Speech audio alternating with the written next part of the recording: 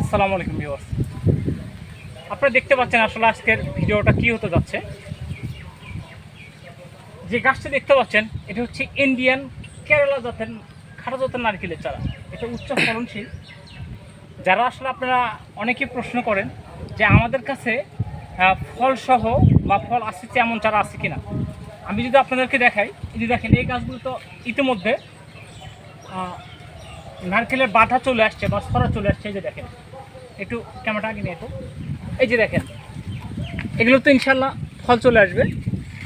তো আমাদের কাছে অসংখ্য পরিমাণে এই রকম কোয়ালিটির চারা আমাদের কাছে অ্যাভেলেবল রয়েছে। যারা এইরকম চারা নিতে চান, অল্প দিনের মধ্যে ফল খেতে চান, তারা এই চারাগুলো নিতে পারেন। আমি যদি আপনাদেরকে দেখাই, এই যে দেখেন আমাদের কাছে কীরকম কালেকশন রয়েছে।